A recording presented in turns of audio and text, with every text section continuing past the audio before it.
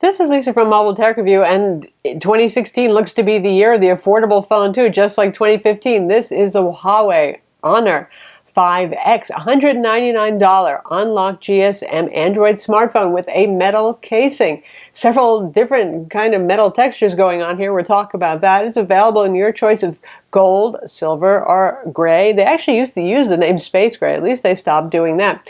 Anyway, it's a real nice phone for the price. 5.5-inch full HD display, a pretty punchy Qualcomm Snapdragon processor.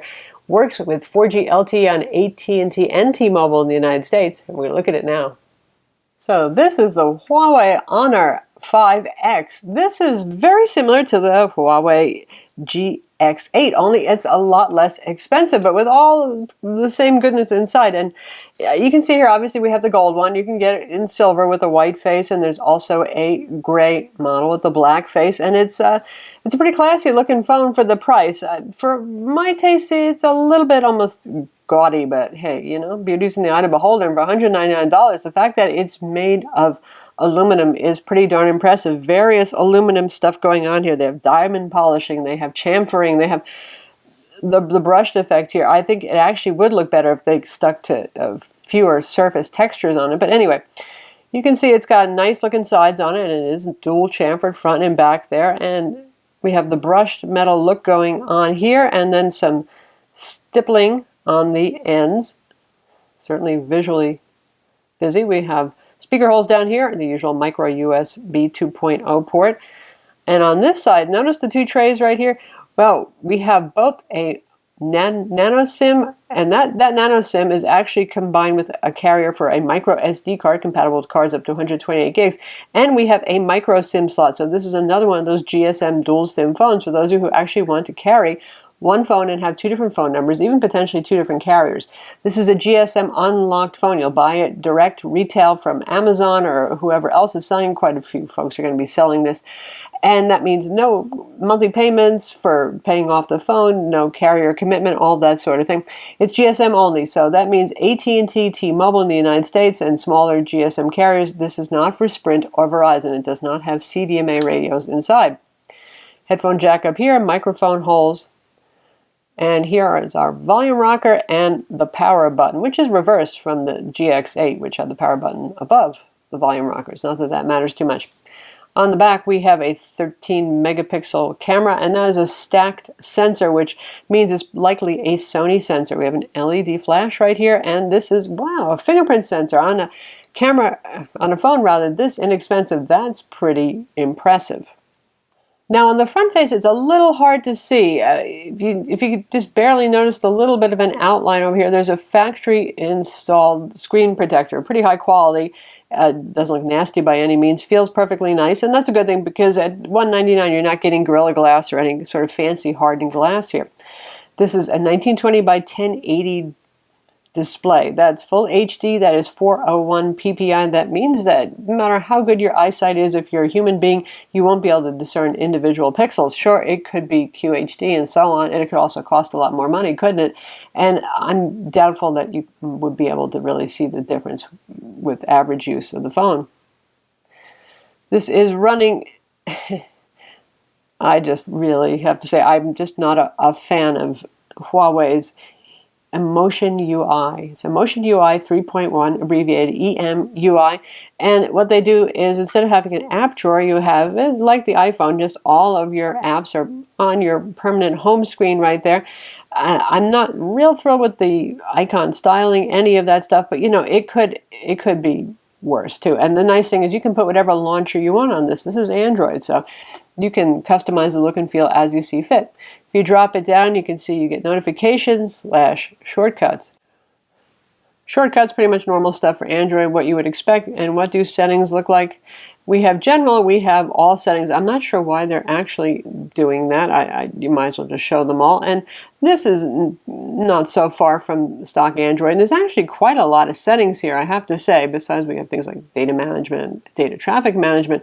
Your home screen style, they have a super simple method if you want to have that instead.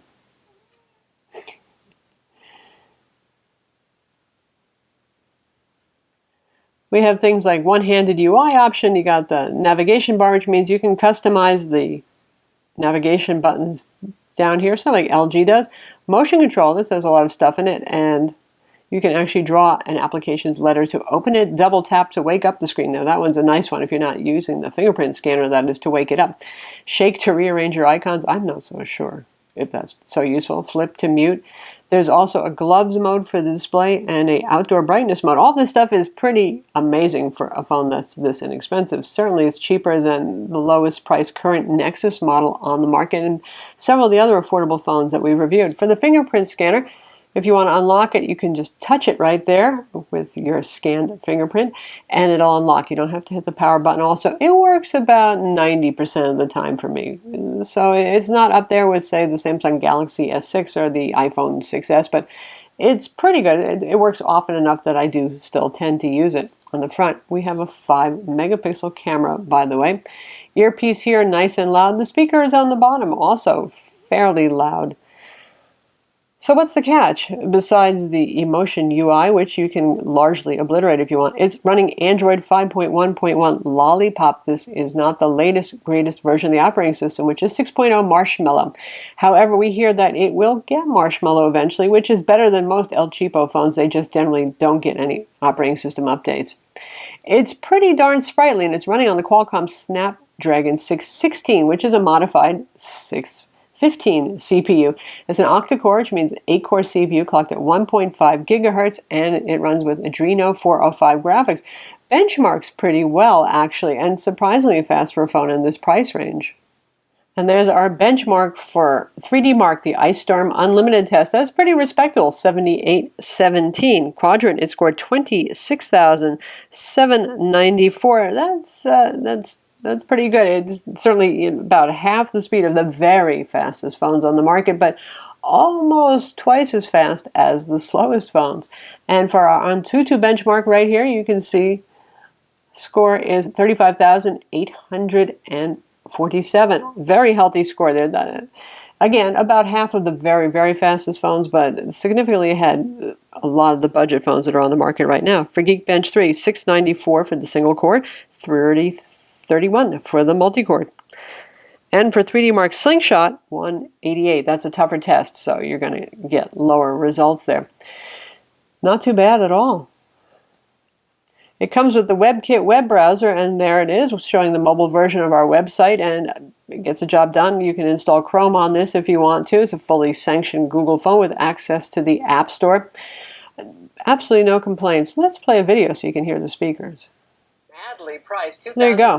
50% volume is pretty good, right? Bargain for the price. It's not how loud can it get? But it's a $1,300 Asus ZenBook UX303 UB. That means the latest Skylake edition. And besides the classy metal chassis that you always get with the ZenBook, and this is the highest end. It gets a little bit hissy and a little bit shrill as you go to max volume, but you know, how many of us actually put the phone speaker to max volume at 50%? It sounds quite good, and it's fine for any moderately quiet room. Display looks nice enough too, by the way. Brightness on this is adequate. It is not super duper bright. It's not super duper dim either. It's kind of about middle of the road compared to other phones on the market. It compares favorably, say, with LG, but not nearly as bright as Samsung high-end phones, like the Galaxy phones, for example. And again, in this price range, no complaints. Viewing angles are obviously very good. Check. Now, it is a budget phone, so something has to give. It does have LTE 4G, again, works on AT&T and T-Mobile. It has only single-band 2.4 gigahertz Wi-Fi. No 5 gigahertz Wi-Fi for you. Sorry, no Wi-Fi 802.11 AC either, just N on this phone. Bluetooth 4.1, no NFC either. Unless you're really into using Google mobile payments or something like that, you're probably not really caring too much about that. It does have a GPS with GLONASS on it.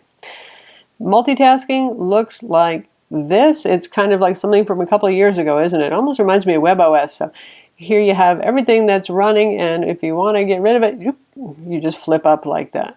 A little old-fashioned, but again, something that a third-party launcher can fix.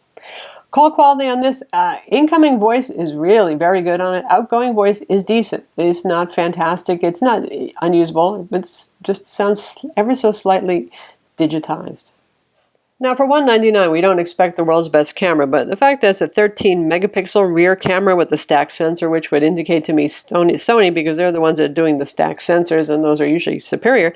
I had high hopes, especially you have an f2.0 lens, the standard 28 millimeter field of view, so on the wide side, but normal wide. It can do slow motion, it can do 120 frames per second, in fact, it does time-lapse mode, all that usual stuff, but the pictures themselves, outdoor pictures, they're okay. They're slightly JPEG artifacty looking, a little over-sharpened. Indoor pictures are just noisy with muted colors.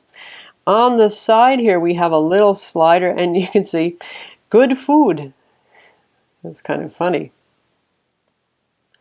Beauty, well, that's not an unusual thing. Smooth out the wrinkles, photo, video, and time-lapse. So there you have it. If you want to take pictures of good food, you have a good food mode.